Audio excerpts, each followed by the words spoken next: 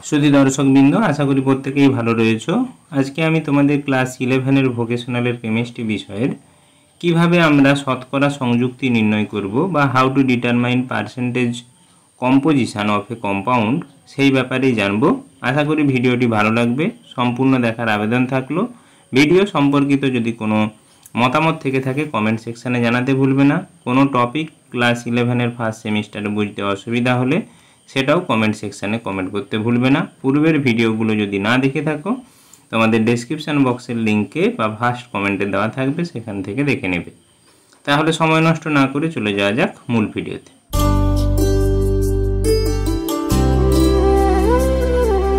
আমরা শতকরা সংযুক্তি নির্ণয় করব। সম্পূর্ণ ভিডিওটি দেখবে, তাহলে সম্পূর্ণ জ্ঞান পাবে। ছোট্ট করে একটি লাইক করতে ভুলবে না। তোমাদের লাইক আমাকে উজ্জীবিত করে তোমাদের সামনে নতুন করে ভিডিও উপস্থাপন করতে। শতকরা সংযুক্তি তোমাদের জৈব রসায়ন এবং অজৈব রসায়নের যে অংশ, সেই অংশ থেকে নিয়েছি। এখানে আমি আমার যে ভিডিও রয়েছে তোমাদের এমসিকিউ প্রশ্ন, সেই এমসিকিউ প্রশ্নতে শতকরা সংযুক্তির ব্যাপারে একটি ভিডিও ছিল বা একটি প্রশ্ন ছিল, সেই প্রশ্নের কিন্তু উত্তরও তোমাদের সামনে তুলে ধরব। তাহলে শতকরা সংযুক্তি বা পার্সেন্টেজ অফ এ কম্পাউন্ড, কোনো যৌগের শতকরা সংযুক্তি কাকে বলে? শতকরা সংযুক্তি হচ্ছে কত শতাংশ ওই মৌলটি ওই যৌগের মধ্যে রয়েছে সেই পরিমাণকে বোঝায়। কি বললাম না, কত শতাংশ কোনো মৌল ওই যৌগের শতকরা পরিমাণের মধ্যে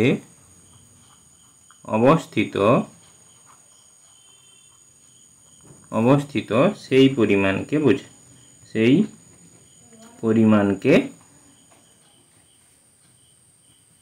বোঝায়। তাহলে একটা যদি সংকেত বা উদাহরণের সাহায্যে আমরা বোঝার চেষ্টা করি, তাহলে ধরা যাক A2B3C2 এই বিশেষ যৌগে তোমাকে বলল যে A2-র পার্সেন্টেজ কত বা A2-র শতকরা কত।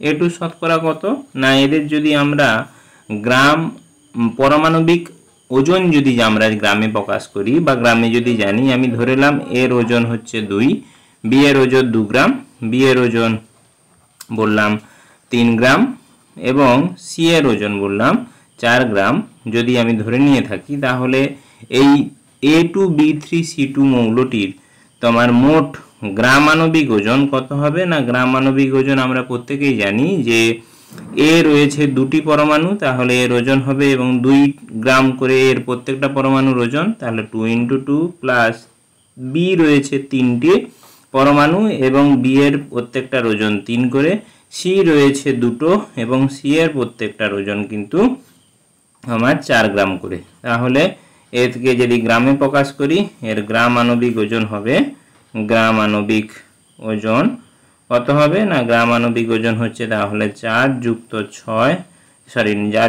9 যুক্ত 8 গ্রাম ইকুয়াল টু বলতে পারি 8 নং 17, 17 4 21 গ্রাম। তাহলে 21 গ্রাম আণবিক বা এক অণুতে বি কতটা রয়েছে না, বি রয়েছে 2টি পরমাণু, কারণ A2B3C2 এটা একটি অণুতেই এই বিশেষ পরমাণুগুলো রয়েছে, তাহলে এর পরিমাণ রয়েছে কিন্তু 2টো, কিন্তু এর প্রকৃত ওজন কত দুটোর, একটার ওজন 2 গ্রাম, দুটোর ওজন তাহলে 2 × 2 কত গ্রামের মধ্যে রয়েছে, টোটাল 21 গ্রামের মধ্যে ইন্টু 100। এই যে পরিমাণটা অর্থাৎ 4/21 × 100, এই পরিমাণটাকে শতকরায় প্রকাশ করলেই সেটা হচ্ছে এ মৌলের পারমাণবিক, এ মৌলের শতকরা পরিমাণ ওই যৌগের। তাহলে আমরা সাধারণ যদি তাকে সমীকরণে প্রকাশ করতে পারি, তাহলে সমীকরণে প্রকাশ করলে মৌলের শতকরা বলতে বোঝায় বা মৌলের শতকরা পরিমাণ বলতে বোঝায়, কি বোঝায় না, যৌগের গ্রাম আণবিক ওজন ডিভাইডেড বাই 1 গ্রাম অণুতে 1 গ্রাম অণু যৌগে মৌলের ওজন, 1 গ্রাম অণু যৌগে মৌলের ওজন ইনটু 100। এই বিশেষ যদি আমরা রাশিমালাটা বের করি সেটাকেই বলা হবে পার্সেন্টেজ এককে। যেহেতু শতকরা এখানে দিয়েছি তাই এখানে পার্সেন্টেজ চিহ্ন দেওয়া যাবে না। তাহলে আমরা বলতে পারি কোনো যৌগে মৌলের শতকরা সমান 1 গ্রাম অণুতে যৌগে মৌলের ওজন ডিভাইডেড বাই যৌগের গ্রাম আণবিক ওজন ইনটু 100। এবারে আমরা একটি উদাহরণের সাহায্যে বুঝে নেওয়ার চেষ্টা করি। তাহলে আমি যে কথাটা বললাম যে কোনো বিশেষ মৌলের ওই যৌগের শতকরা পরিমাণ বলতে বোঝায় মৌলের 1 গ্রাম অণুর প্রকৃত ওজন, সেটা নিচে থাকবে। তাকে কি করতে হবে না ওই মৌলের 1 গ্রাম অণুতে ওই মৌলের উপস্থিত ওজন ডিভাইডেড বাই ওই যৌগের গ্রাম আণবিক ওজন ইনটু 100 করলেই তার শতকরা পরিমাণ আমরা পেয়ে যাব ওই যৌগে ওই মৌলের শতকরা পরিমাণ। এবারে আমরা একটা উদাহরণের সাহায্যে বুঝে নেওয়ার চেষ্টা করি। রয়েছে ক্যালসিয়াম ফসফেট যৌগে ক্যালসিয়াম ফসফেটের সংকেত Ca3PO4 এর হোল 2 যৌগে P2O5 এর শতকরা পরিমাণ কত বের করতে হবে। P2O5 phosphorus পেন্টাক্সাইড। ফসফরাস পেন্টাক্সাইডের আমরা আগেই বের করব ক্যালসিয়াম ফসফেট যৌগটার গ্রাম আণবিক ওজন। তার আগে আমাদের প্রত্যেকটা পরমাণুর গ্রাম বা পরমাণুর পারমাণবিক ওজন আমাদেরকে গ্রামে জেনে রাখতে হবে। সেটা তোমাদের সুবিধার্থে দেওয়া রয়েছে। এগুলো পরীক্ষাতে তোমাদের অবশ্যই যদি না দেওয়া থাকে তোমাদের কিন্তু এগুলো জেনে রাখতে হবে। ক্যালসিয়ামের রয়েছে 40 গ্রাম একটি পরমাণুর ওজন, ফসফরাসের 31 গ্রাম, অক্সিজেনের 16 গ্রাম। ক্যালসিয়াম ফসফেটকে যদি আমরা ফসফরাস পেন্টাক্সাইডের উপস্থিতি অনুযায়ী সাজানো যায় সেটা কিন্তু 3CaO প্লাস P2O5। তাহলে এই বিশেষ একটি অণুর প্রকৃত ওজন কত হবে না প্রকৃত ওজন আমাদের যদি বার করি যে ক্যালসিয়াম ফসফেটের গ্রাম আণবিক ওজন Ca3PO4 এর হোল 2 এর গ্রাম আণবিক ওজন সমান তাহলে ক্যালসিয়াম কটা রয়েছে ক্যালসিয়াম রয়েছে 3টা, তাহলে 3 × 40। ফসফরাস রয়েছে কিন্তু দুটো হোল 2 দেওয়া রয়েছে, তাহলে 2 × ফসফরাসের ওজন রয়েছে 31 প্লাস অক্সিজেন রয়েছে 4 এবং নিচে 2 রয়েছে, 4 দুগুণে 8টি, 8 × 16। এগুলো কিন্তু প্রত্যেকে গ্রামে প্রকাশ করতে হবে কারণ গ্রাম আণবিক ওজন পেয়েছি আমরা। তাহলে এটি সরল করলে কত হচ্ছে 120 যুক্ত 2 6 62 যুক্ত 18 আর 6 18 6 144 গ্রাম। এটা তোমাদের সরল করলে হবে 310 তো হচ্ছে 62 64 16 × 8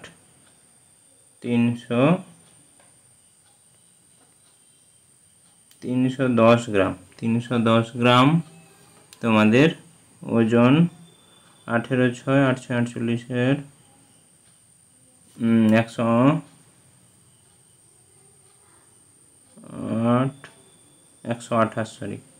128 তাহলে এটা কিন্তু যোগ করলে তোমাদের 310 গ্রাম হবে, 144 নয় 128। তাহলে আমরা ক্যালসিয়াম ফসফেটের গ্রাম আণবিক ওজন পেলাম 310 গ্রাম। তাহলে এবারে বলেছে ফসফেটের ওজন, ফসফেটের মৌলের শতকরা পরিমাণ। আগে তাহলে ফসফেট রয়েছে আমরা এখান থেকে পেলাম যে একটি অণু ফসফেট রয়েছে, ফসফেটের তোমার গ্রাম আণবিক ওজন, কারণ ফসফেট আমার মৌল বা যৌগটিকে চেয়েছে গ্রাম আণবিক ওজন।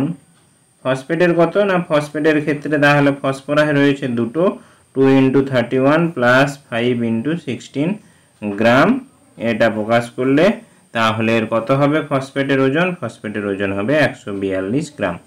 তাহলে ফসফেটের এবারে শতকরা পরিমাণ P2O5 এর শতকরা পরিমাণ সমান বলতে পারি তাহলে কত না আমি বলেছি গ্রাম আণবিক ওজন প্রথমে নিচে বুঝবে 310 এবং ফসফেটের গ্রাম আণবিক ওজন কত 142 × 100। যেহেতু শতকরা বলেছি এখানে আর পার্সেন্টেজ চিহ্ন দিচ্ছি না, এটা কাটাকাটি করে 0 0 কাটবে আর কাটাকাটি যদি যায় তো ভালো, যদি না যায় এটা কাটাকাটি করে তোমরা দেখবে উত্তর হবে 45.8 গ্রাম। তাহলে আমরা কিন্তু ফসফেট বা ফসফরাস পেন্টাক্সাইডে ক্যালসিয়াম ফসফেট যৌগের শতকরা পরিমাণ পেলাম 45.85। আশা করি ভিডিওটি ভালো লাগছে, তাহলে ছোট্ট একটি লাইক করতে ভুলবে না। এরপরের প্রশ্ন যেটা তোমাদের এমসিকিউ প্রশ্নে রয়েছিল, সেই এমসিকিউ প্রশ্নের উত্তর আমরা করব এবং বোঝার চেষ্টা করব পটাশ অ্যালামের মধ্যে অ্যালুমিনিয়াম সালফেট এবং কেলাস জলের শতকরা পরিমাণ নির্ণয় করতে। যদিও কেলাস জলটা কিন্তু তোমাদের দেওয়া ছিল না, সেইটা আমরা জানবো। প্রথমেই তোমাকে কিন্তু পটাশ অ্যালামের তোমার সংকেত জেনে রাখতে হবে। পটাশ অ্যালামের সংকেত K2SO4 Al2SO4 এর হোল 3, Al2SO4 এর হোল 3 এবং 24 অণু জল। তাহলে এর গ্রাম আণবিক ওজন কত হবে না, এর গ্রাম আণবিক ওজন কত হবে 1 গ্রাম অণুর ওজন না, পটাশিয়াম রয়েছে দুটো এবং পটাশিয়ামের দুটোর প্রত্যেকটার ওজন কত না, পটাশিয়ামের ওজন আমরা এখানে লিখে রেখেছি, পটাশিয়াম হচ্ছে 39 গ্রাম। তাহলে 2 × 39। সালফার রয়েছে একটা, তাহলে সালফারের জন্য তোমার 32 যুক্ত অক্সিজেন রয়েছে 4টে 4 × 16 প্লাস অ্যালুমিনিয়াম সালফেটে অ্যালুমিনিয়াম রয়েছে দুটো 2 × 27 প্লাস সালফার রয়েছে এখানে হোল 3, এই জন্য 3টে, তাহলে সালফারের জন্য 32 × 3 প্লাস অক্সিজেন রয়েছে 4 × 3 = 12, তাহলে 12 × 16 প্লাস তোমার 24 অণু জল, জলের প্রকৃত একটা গণুর ওজন × 18, তাহলে 24 × 18। এইটি আমাদেরকে সরল করতে হবে। সরল করলে আমাদের যে মানটি বেরাবে সেটা হচ্ছে 948 গ্রাম। তাহলে 948 গ্রামের মধ্যে তোমাদের বলেছে অ্যালুমিনিয়ামের শতকরা পরিমাণ, অ্যালুমিনিয়াম রয়েছে কিন্তু 2 অণু, তাহলে অ্যালুমিনিয়ামের পার্সেন্টেজ আমরা বলতে পারি সমান অ্যালুমিনিয়াম দুটোর ওজন কত 2 × 27 বাই মোট ওজন, তাহলে 948 গ্রাম ইন্টু 100। এটা তোমাদের কাটাকাটি করে যে মানটা বেরাবে সেটা হচ্ছে তোমার 5.69% বা ইকুয়াল টু বলতে পারি 5.7% বা 5.7%।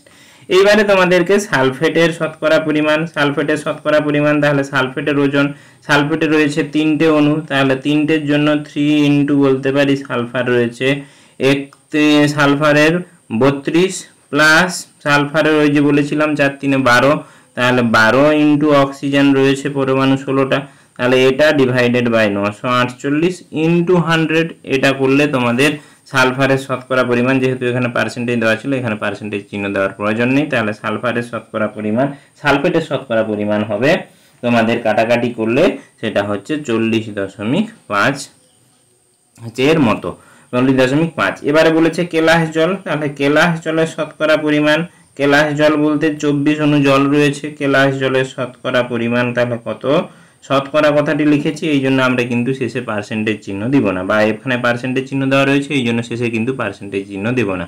তাহলে কেলাস জলের শতকরা পরিমাণ কত, কেলাস জলের শতকরা পরিমাণ সমান হবে তোমাদের, কেলাস জল রয়েছে কত 24 × 18 ডিভাইডেড বাই 948 × 100। এটা কিন্তু কাটাকাটি করলে যে পরিমাণটা বেরাবে সেটা হচ্ছে 45.5, তাহলে 45.6। তাহলে তোমাদের আশা করি তোমাদের শতকরা সংযুক্তি নিয়ে কোনো সমস্যা হবে না। যদি কোনো বুঝতে অসুবিধা থেকে থাকে তাহলে অবশ্যই ভিডিওটি আবার পুনরায় দেখবে, তাতেও যদি কোনো সমস্যা থেকে থাকে আমাকে কমেন্ট সেকশানে কমেন্ট করতে ভুলবে না। ধন্যবাদ, নমস্কার।